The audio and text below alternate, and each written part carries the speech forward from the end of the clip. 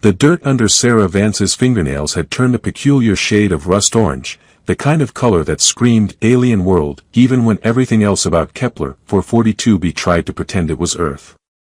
She crouched at the edge of the excavation pit, brushing sediment away from what was unmistakably a human femur, and wondered, not for the first time, why she'd chosen a career that involved so much kneeling. "Doc, you're going to want to see this," called Martinez from the southern quadrant of the dig site. His voice had that particular pitch that meant either something fascinating or something that would require 3 weeks of additional paperwork. In xenoarchaeology, those two things often overlapped. Sarah stood, her knees popping in a way that made her feel approximately 300 years old, and made her way across the carefully gridded excavation. The binary suns of Kepler 442b hung at different points in the sky, one ascending, one descending, creating the kind of double shadows that still made her depth perception go haywire even after 2 years on this rock. The research outpost squatted on the horizon like a collection of white mushrooms, its biodomes gleaming against the purple-tinged vegetation that passed for local flora. Martinez was standing over a section of exposed earth that made Sarah's breath catch. 6 stone markers, crude but deliberate, arranged in 2 neat rows. Beneath each one, the telltale outline of human remains in various states of preservation. The soil analysis scanner in Martinez's hand was blinking frantically, trying to make sense of organic compounds that should not, according to every colonial record, exist in this configuration. "This doesn't match the settlement database," Sarah said, though it wasn't really a question. She knelt again, her poor knees, and ran her gloved fingers over the nearest marker. Someone had carved letters into it, rough and hasty but readable: James Cooper, born Earth 2247, died Kepler 2251. Rest. Every early colonist death was supposedly handled through cremation, Martinez said, consulting his datapad. Resource conservation protocols. No exceptions. But this, he gestured at the graveyard that was emerging from the soil like a secret the planet had been keeping, this is at least 40 bodies. Maybe more. Sarah was about to respond when a sound split the air, the distinctive whine of an atmospheric descent craft that made everyone on the team look up simultaneously. A sleek vessel, definitely not human-made, was dropping through the cloud layer with the kind of grace that suggested technology several steps beyond what humanity had managed to cobble together in their 300 years of space exploration. "Tell me we were expecting visitors," Sarah said. Martinez was already checking his tablet. Define expecting. "There's a notice here from Colonial Administration, time-stamped about 6 hours ago. Cultural observer from the Ascendi. Official diplomatic something-something, authorized to access all human sites of interest, blah blah, please extend full cooperation." 6 hours notice. Fantastic. Did anyone think to mention this to me, the actual site director? You were down in grid 7 with the comm unit off. I was concentrating. You were muttering about bone density and lost in your own head. Sarah couldn't argue with that. She watched the craft settle onto the cleared landing area they'd established for supply drops, its hull shimmering with that liquid metal quality that made Ascendi technology look like it was alive. The boarding ramp extended with barely a whisper, and Sarah felt her team collectively hold their breath. The Ascendi who emerged could have passed for human at a distance, and that was precisely what made them so unsettling up close.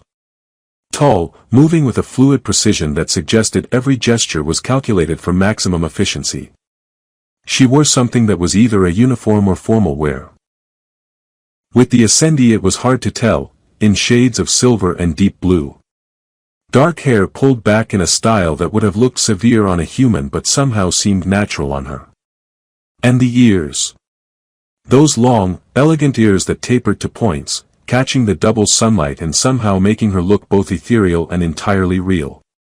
Sarah had seen Ascendi before, of course.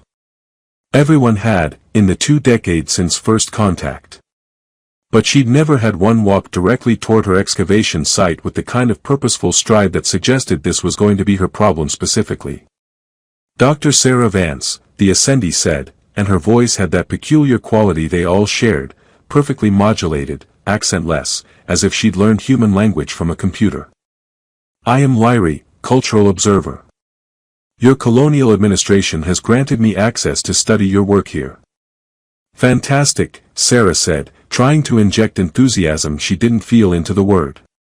We're always happy to have visitors. Though I should mention we're in the middle of a fairly significant discovery, so things might be a bit chaotic. Lyrie's gaze had already moved past Sarah to the excavation, and something flickered across her face, curiosity maybe, or confusion. It was hard to read Ascendi expressions. They seemed to have all the right facial muscles but used them in slightly different combinations than humans. You are excavating bodies, Lyrie said, and it wasn't a question. Human remains, yes. Early colonists, we think.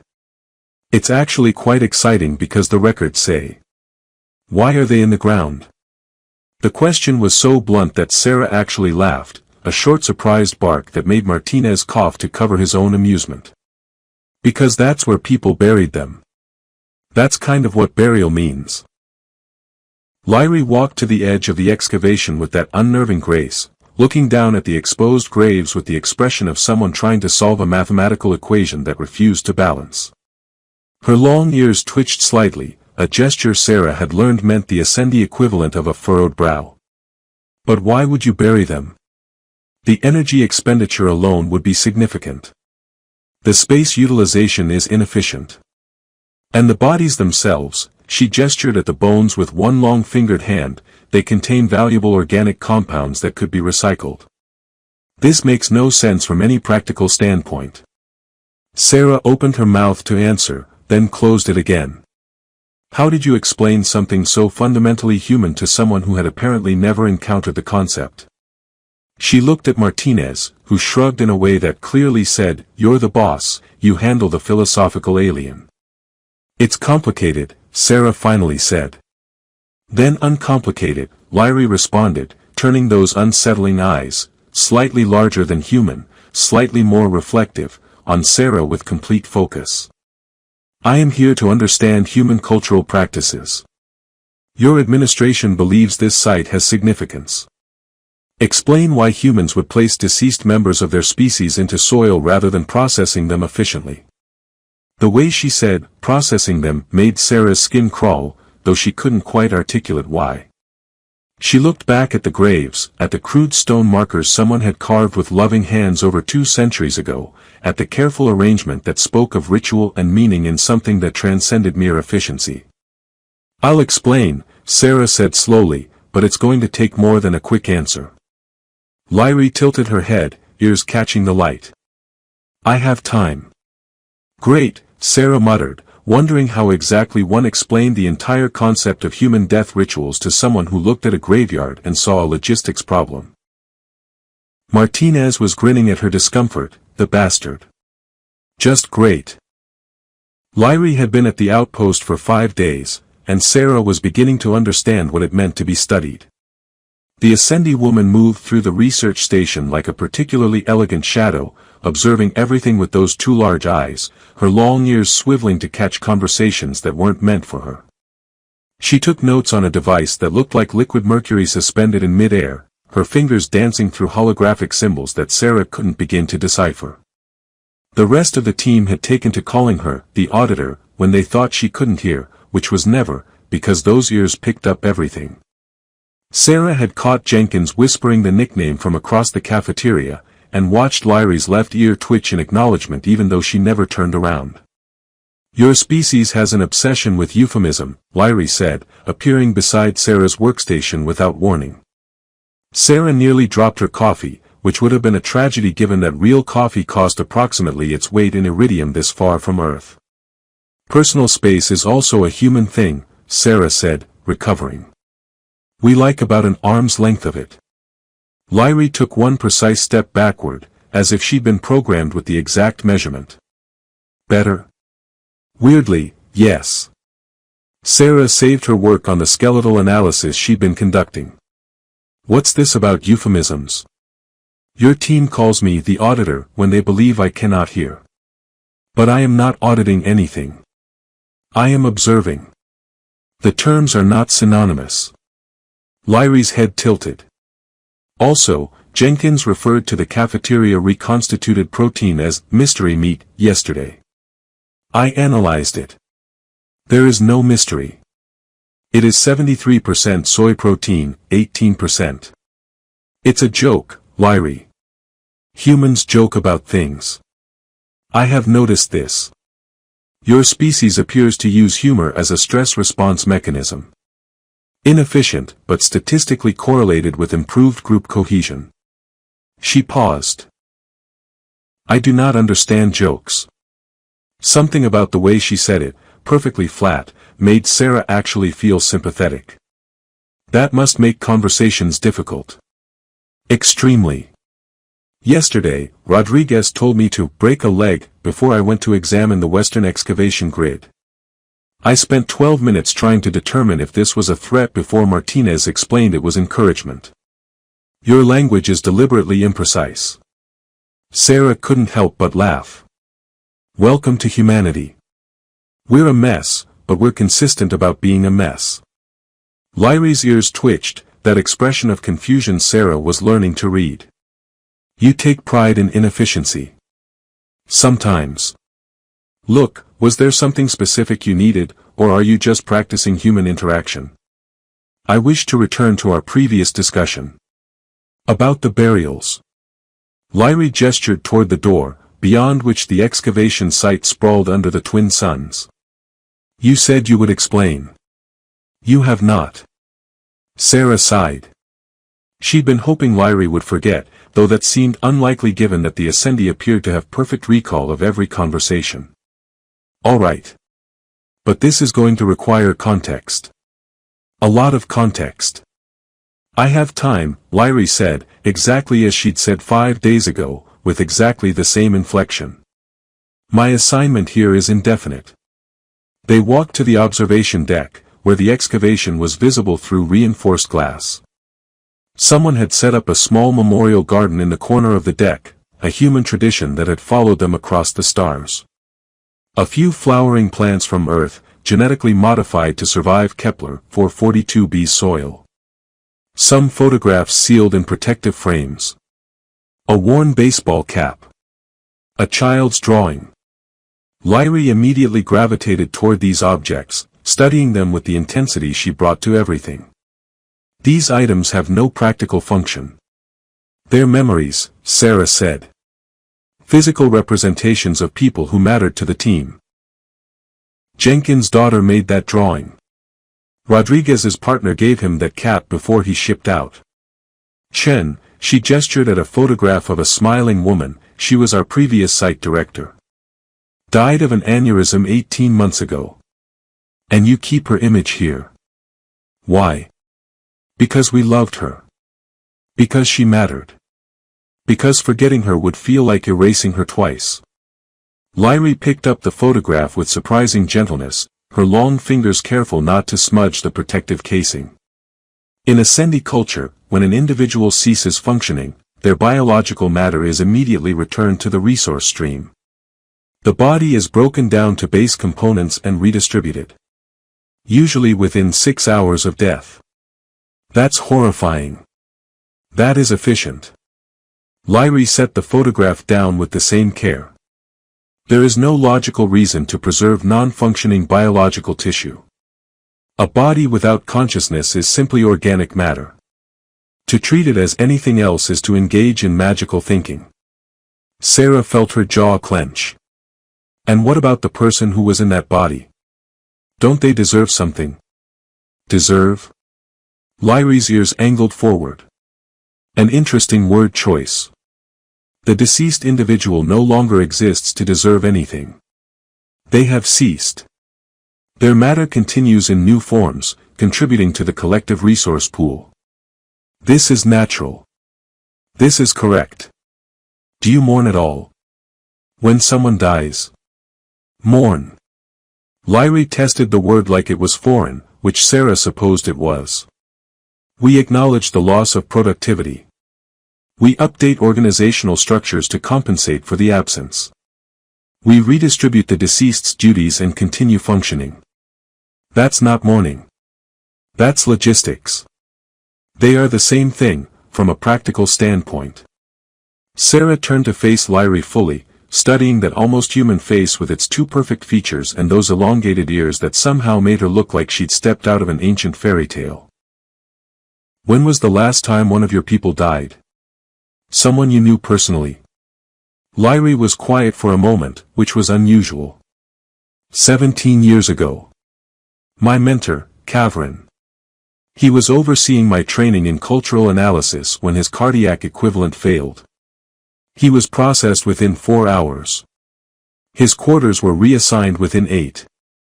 I received his research files and continued his work. And that was it. No funeral. No ceremony. Nothing. We logged his contributions to the collective database. His name remains in the archives. What else would be required? Sarah looked back at Chen's photograph, at the smiling woman who used to make terrible puns and could identify bone fragments from 30 paces. Everything else. Did you cry when Kavrin died? Ascendi do not produce tears in response to emotional distress. That is a uniquely human biological function. Did you feel anything? Lyrie's pause was longer this time. I felt disoriented. For approximately 3 days. My productivity decreased by 14%. This was noted in my evaluation as a concerning deviation from standard performance metrics. That was grief, Lyrie. You were grieving, and your people treated it like a system malfunction. It was a system malfunction. Emotion that impacts performance is, by definition, malfunction. But Lyrie's voice had shifted slightly, losing some of its perfect flatness. We are trained from emergence to regulate such responses. To feel is to be inefficient. To attach is to be vulnerable. We have evolved beyond such primitive. We bury our dead, Sarah interrupted, because we're not afraid to be vulnerable. Because we know that loving someone enough to grieve them isn't weakness. It's the whole point. Lyrie stared at her, ears perfectly still for the first time since Sarah had met her. I do not understand. I know. That's the problem. Sarah moved to the glass, looking out at the graves that had started this entire conversation. Those people down there. Someone loved them enough to dig in alien soil and place them carefully into the ground and mark the spot so they'd be remembered. In a colony where every resource was precious, where every hour of labor meant survival, someone chose to spend time and energy on the dead. Not because it was logical, but because it mattered. But why does it matter? That, Sarah said, is the question, isn't it? Before Lyrie could respond, the outpost alarm shrieked to life, and Martinez's voice crackled over the comm system. Medical emergency, excavation site.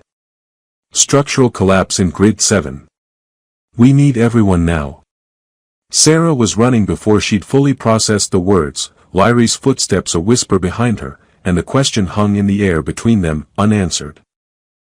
Tom Reeves had been 26 years old, engaged to a botanist named Claire who worked in the outpost's agricultural dome, and had an unfortunate habit of humming off-key while he worked. Sarah knew these things because she'd written them in the incident report, her hands shaking so badly that the stylus kept slipping against the datapad's surface. The support beam had given no warning. One moment Tom had been excavating around what looked like a burial marker from the earliest colonial period, and the next he was crushed under 2 tons of reinforced steel and Kepler for 42B's unforgiving gravity.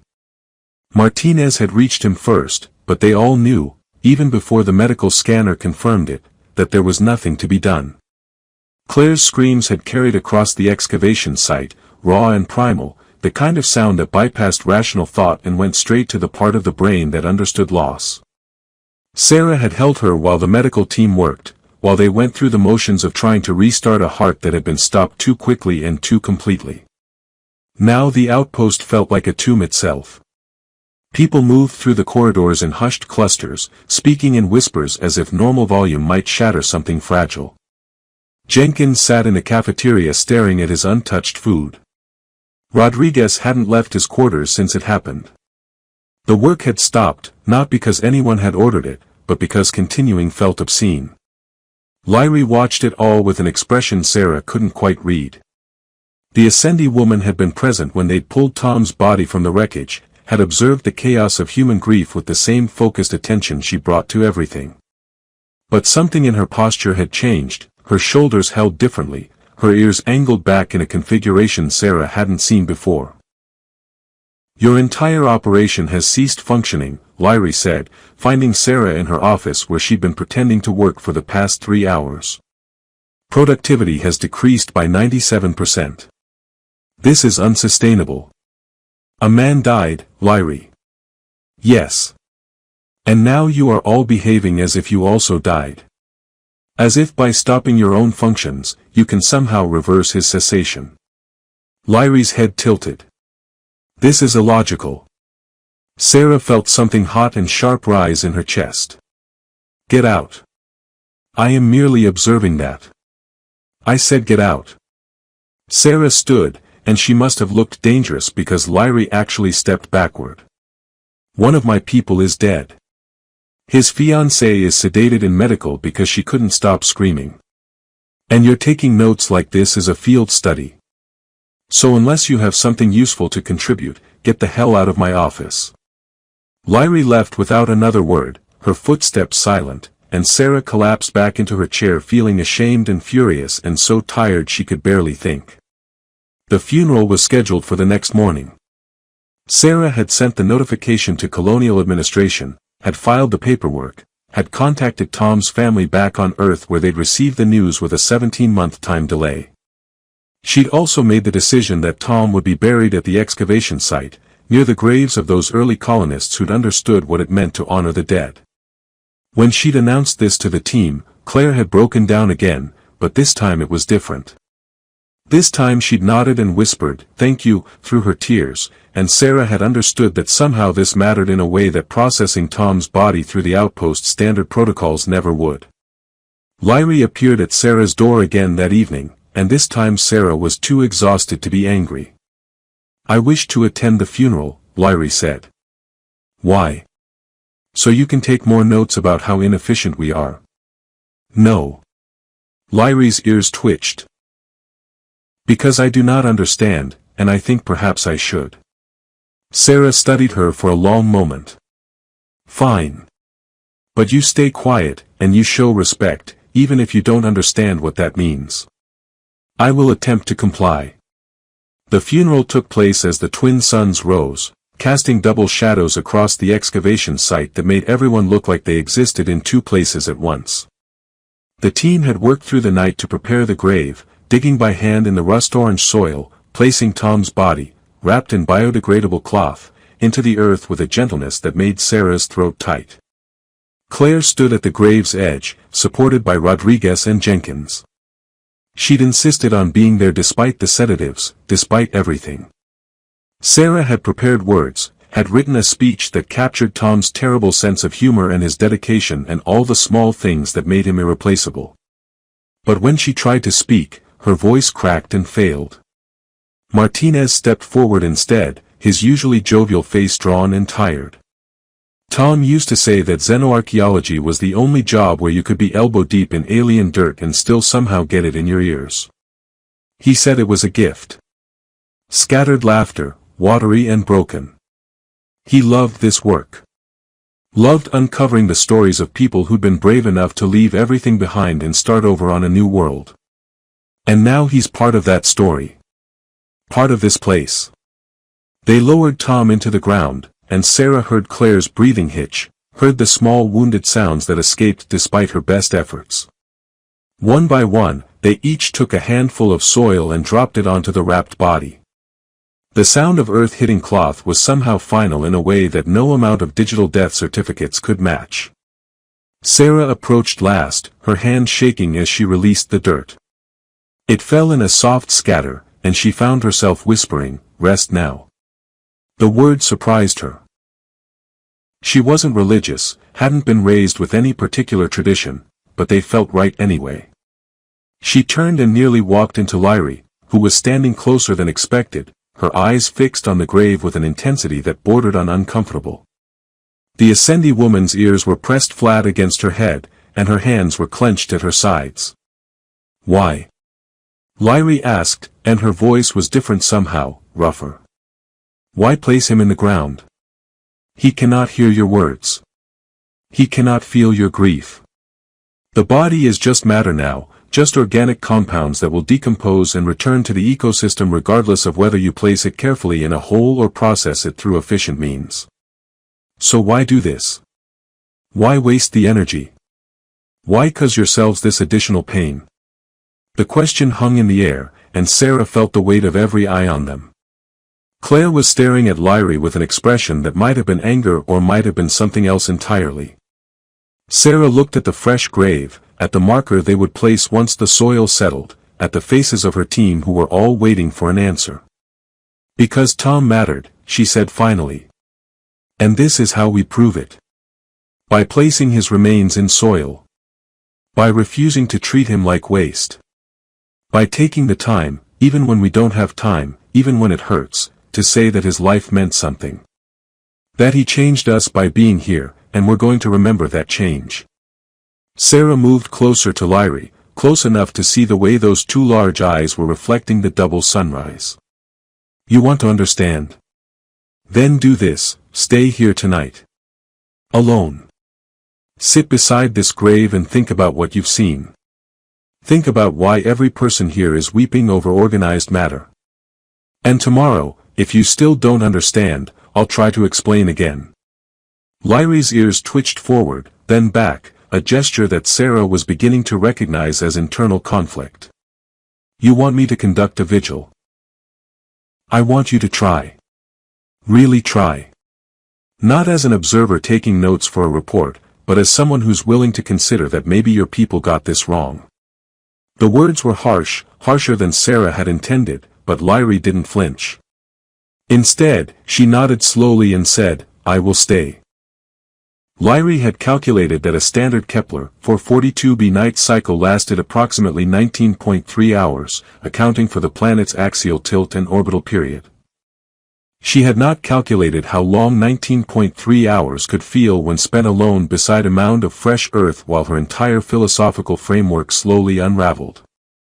The outpost lights had dimmed 2 hours ago, leaving only the distant glow of the biodomes and the unfamiliar constellations overhead.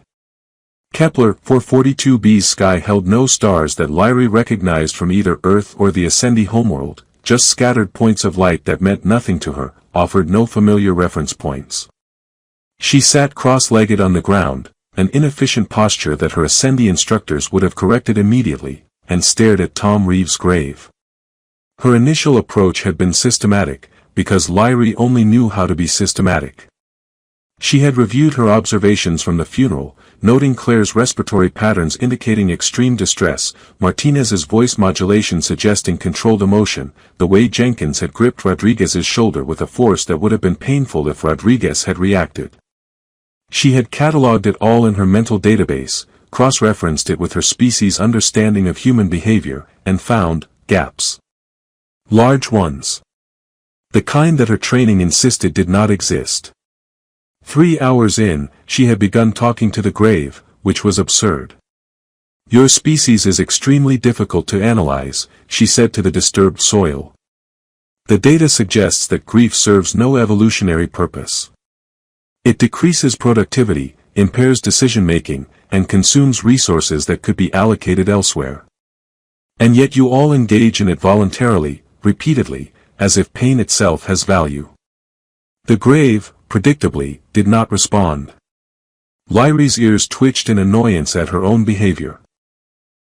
She was an Ascendi cultural observer, trained in the finest analytical traditions, and here she was conducting a one-sided conversation with deceased organic matter. 4 hours in, she made the mistake of thinking about Kavrin. She had not permitted herself to think about him, really think about him, since his processing 17 years ago. The memory came anyway, uninvited and unwelcome. Kavrin explaining the principles of cultural analysis with that particular patience he reserved for difficult concepts. Kavrin correcting her posture during formal observations. Kavrin's last words to her, just before his cardiac system failed, "You question too much, Lyrie." This will either make you exceptional or unbearable. Possibly both. When the processing team had arrived to collect his body, Lyrie had stood in the corner of his quarters and felt something she had no name for. Something that made her want to physically prevent them from taking him, even though preventing them would have been irrational, even though the body was no longer cavern in any meaningful sense. She had been 12 years old in Ascendi terms, barely past emergence, and she had watched them reduce her mentor to base components with the efficient detachment their species prided themselves on. No one had asked her if she wanted to say goodbye. No one had suggested that perhaps Cavern's quarters should remain undisturbed for more than 8 hours. No one had acknowledged that the hollow feeling in her chest might be something other than a performance malfunction. Sitting beside Tom's grave, Lyrie realized she had never said goodbye to Cavern. Had never been given the chance. "This is pointless," she said aloud, standing abruptly. Her legs had gone numb from sitting too long in one position, another inefficiency to add to the growing list. "You are engaging in emotional reasoning, which is explicitly forbidden by your conditioning protocols. You are projecting meaning onto random neural patterns. You are being irrational." She made it approximately 15 steps away from the grave before she stopped. The problem, and Lyrie was beginning to suspect it was a significant problem, was that rationality had led her species to a place where death meant nothing. Where a being could cease functioning and leave behind no mark, no memory, no evidence they had ever altered the world by existing in it. Cavern was a name in a database, his research files distributed among his successors, his physical form recycled into the resource stream. If Lyrie ceased functioning tomorrow, she would receive the same treatment. Efficient. Clean. Utterly meaningless. She returned to the grave and sat down again, this time allowing her hand to rest on the disturbed soil. It was still warm from the day's heat, the particles rough against her palm. Somewhere beneath this earth was Tom Reeves, who had hummed off-key and loved a botanist named Claire and died because a support beam had failed at the wrong moment. In 6 months, a year, 5 years, people would still know exactly where he was. Would still be able to return to this spot and remember him. "You are fortunate," Lyrie told the grave. "Your species refuses to let you disappear." 7 hours in, her hand was still resting on the soil, and she was remembering things she had not permitted herself to remember in years. Her clutch mate Saren, who had ceased during training due to an undiagnosed genetic condition. The processing team had been efficient, as always. Saren's designation had been removed from the roster within hours. Lyrie had returned to her studies and never spoken her clutch mate's name again, because speaking it would have served no function. "Saren," she said now, testing the word. It felt strange in her mouth, forbidden. Her name was Saren, and she used to correct my grammar in 3 languages simultaneously just to be annoying, and when they processed her I felt like something had been removed from my chest. The admission made her feel simultaneously lighter and heavier. She had never told anyone about the chest feeling, had taught herself to suppress it until it became background noise, easily ignored. But sitting here in the dark on an alien world, with nothing but a grave and the uncaring stars for company, Lyrie found she could not ignore it anymore. 9 hours in, she was crying. The sensation was foreign and alarming, moisture leaking from her eyes, her respiratory system malfunctioning in short irregular gasps. Ascendi did not cry, it was one of the fundamental differences between her species and humans, one of the things that proved their evolutionary superiority. Except Lyrie was crying anyway, and the worst part was that once she started she could not seem to stop. She cried for Cavern, who had deserved better than being reduced to archived research files. She cried for Saren, whose name she had not spoken in 17 years. She cried for every Ascendi who had ceased functioning and left nothing behind but recycled matter and updated organizational charts. She cried because her entire civilization had achieved perfect efficiency by excising the very thing that made existence matter. This is a malfunction, she told herself, told the grave, told the universe. This is weakness. This is everything I was trained to prevent. But even as she said it, she knew it was not true. Or rather, it was true by Ascendi standards, but Ascendi standards were beginning to feel like an elaborate lie she had been telling herself for her entire life. 11 hours in, Sarah found her there. Lyrie heard the footsteps approaching but did not look up, did not attempt to hide the evidence of her tears or compose her features into appropriate detachment. Sarah sat beside her without speaking, and for several minutes they simply existed together in the darkness. "I do not understand," Lyrie said finally, her voice rough with unfamiliar emotion. "My entire education, my entire society's philosophy, says that what you do, this burial, this grief, this refusal to simply move forward, is primitive. Inefficient. A waste of resources and energy. But sitting here, I realize that my people have not moved forward at all. We have simply stopped. Stopped feeling. Stopped remembering. Stopped allowing ourselves to be changed by the people we lose." Sarah's hand found hers in the darkness, warm and solid and real. "Tell me about Kavrin," she said softly. And Lyrie did. She talked about her mentor, about Saren, about the hollow place in her chest that had never healed because healing would have required acknowledging the wound existed. She talked until the twin suns began to rise, until the outpost started stirring with morning activity, until her voice was hoarse and her analytical training lay in ruins around her. Sarah listened to all of it, and when Lyrie finally fell silent, exhausted, she asked the question that had started everything: "Why do you think humans bury their dead?" Lyrie looked at Tom's grave, at the earth she had been touching for hours, and realized she finally understood. The twin suns painted the sky in shades of amber and violet, and Lyrie's hand was still resting on the earth of Tom Reeves' grave.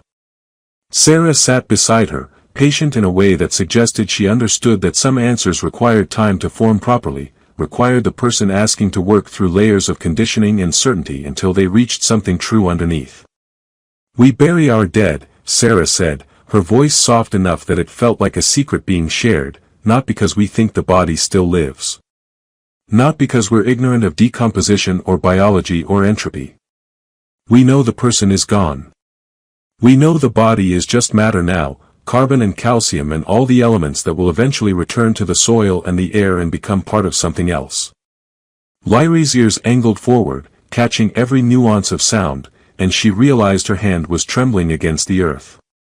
"We bury them because the act itself is a statement," Sarah continued. "A statement against the void, against the universe's indifference, against the idea that a life can simply cease and leave no mark. When we place someone in the ground with care, when we mark the spot and return to it with flowers and tears and whispered words, we're saying something fundamental about what it means to be human." She paused, and Lyrie heard the catch in her voice. "We're saying, you mattered. You changed the shape of the world by being in it. You altered the people who knew you in ways that cannot be undone. And we will not let the universe erase you as if you never existed." Lyrie felt moisture on her face again, those impossible tears that Ascendi were not supposed to produce. But the person cannot hear this statement. Cannot know they are remembered. "No," Sarah agreed. "But we know. The people who loved them know. And that knowing, that refusal to simply move forward as if nothing happened, that's what makes us human." She turned to look at Lyrie directly. "Your people process the dead efficiently. You redistribute resources, update organizational charts, and continue functioning. And in doing so, you've created a society where no one matters enough to be missed. Where loss is just a logistics problem to be solved." The words should have felt like an attack, but Lyrie heard them as the truth they were. She thought about Kavrin, reduced to archived files. About Saren, whose name had become forbidden simply because speaking it would have acknowledged that her absence created pain. About every Ascendi who had ceased functioning and left behind nothing but recycled matter and the illusion that their existence had been perfectly, cleanly, efficiently erased. "We do not grieve," Lyrie said, and her voice sounded hollow even to her own ears, "because we have decided that grief is weakness. That attachment makes us vulnerable. That the only way to achieve perfect efficiency is to care about nothing deeply enough to be hurt by its loss. And what has that efficiency cost you?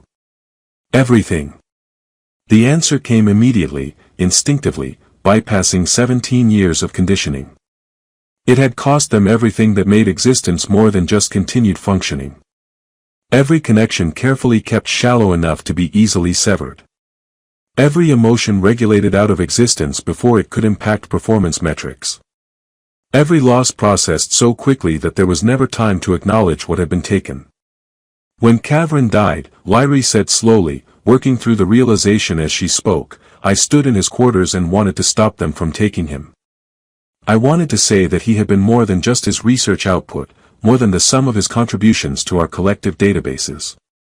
I wanted to say that losing him hurt, that the world felt different without him in it, that I was not ready to simply redistribute his duties and continue as if nothing had changed. She looked down at her hand, still resting on Tom's grave. But I had been taught that such feelings were malfunction. So I said nothing. I allowed them to process him within 4 hours.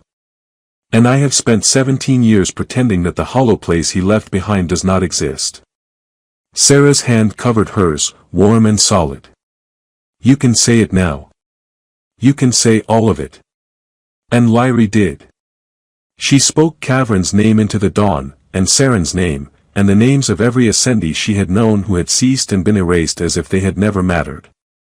She spoke about the chest feeling, about the years of training herself not to feel, about the growing suspicion that her species had achieved evolutionary advancement by cutting out the very thing that made life worth living. She spoke until her voice cracked and her carefully maintained composure shattered completely, until she was shaking with sobs that her biology insisted should be impossible. This is what grief is, Sarah said gently. This pain you're feeling, this is what it means to love someone enough that losing them breaks something inside you. And yes, it's inefficient. Yes, it impairs your ability to function normally. But it's also proof that the connection mattered. That the person was real, and important, and changed you in ways that cannot simply be processed away. Lyri pressed both hands against the earth now, feeling the warmth of it, the solidity. Humans bury their dead as an act of defiance. Yes. You place them in the ground carefully, mark the location, return to it, all to insist that love is stronger than entropy. That memory matters more than efficiency. That the bonds between people are worth honoring even when honoring them causes pain. Yes, Sarah repeated, and there was something like pride in her voice. Lyri thought about Tom Reeves, who she had never known in life but who would be remembered by the people who loved him. Who would rest in this soil while Claire spoke to him and Martinez told embarrassing stories about him and the team made sure his existence was not simply erased from the universe. His body would decompose, would become part of Kepler 442b's ecosystem, would transform into other forms. But his grave would remain. The mark of his life would persist. My people are wrong, Lyri said, and saying it felt like stepping off a cliff into unknown territory. We have achieved perfect efficiency by creating a civilization where nothing matters enough to be worth preserving. Where we can lose anyone and simply continue because we have trained ourselves not to care deeply enough to be hurt by loss. She looked at Sarah with tear-stained eyes. That is not evolution. That is emptiness. What will you do with this understanding? Lyri was quiet for a long moment, considering. Her report to the Ascendi Council had been meant to document human cultural inefficiencies, to provide evidence for why humanity's emotional attachment to the deceased represented primitive thinking. But sitting here, having spent 19.3 hours confronting everything her conditioning had taught her to suppress, Lyri knew she could not write that report. Could not reduce what she had learned to clinical observations and recommendations for continued monitoring. I do not know, she admitted. My society will view my emotional response as malfunction. They will likely require reconditioning or removal from fieldwork. She pressed her palm flat against the earth one final time. But I think perhaps that is acceptable. Because I would rather be considered malfunctioning and know that Kavrin mattered than be considered optimal and pretend that his loss meant nothing. Sarah smiled, tired but genuine. For what it's worth, I think that's the most human thing you've said since you got here. Is that intended as compliment or insult? Both. We're complicated like that. Lyrie found herself laughing, a sound she had not made in years, rough and unpracticed but real. Your species is extremely frustrating. We know. We're okay with it. Sarah stood, offering her hand. Come on. You've been out here all night. The team will want to know you survived your vigil. Lyrie accepted the hand and rose on unsteady legs. She looked back at Tom's grave one final time, at the simple marker they would place there, at the evidence that this person had existed and mattered and would not be forgotten. Then she turned and walked with Sarah back toward the outpost, carrying the weight of her grief and her understanding like something precious and terrible and entirely necessary.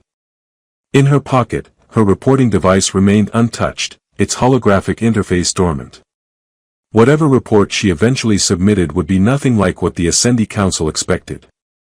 But that, Lyrie thought, was perhaps the point. Some truths were too important to be processed efficiently. Some losses too profound to be simply redistributed and forgotten. Behind them, the twin suns continued their eternal rise, casting light across a grave that would remain undisturbed, marked, remembered. And in the distance, Claire was walking toward the excavation site with flowers modified to grow in alien soil, ready to speak to someone who could not hear but whose presence she would honor anyway, because love, even love that existed after death, was the most defiant act the universe allowed.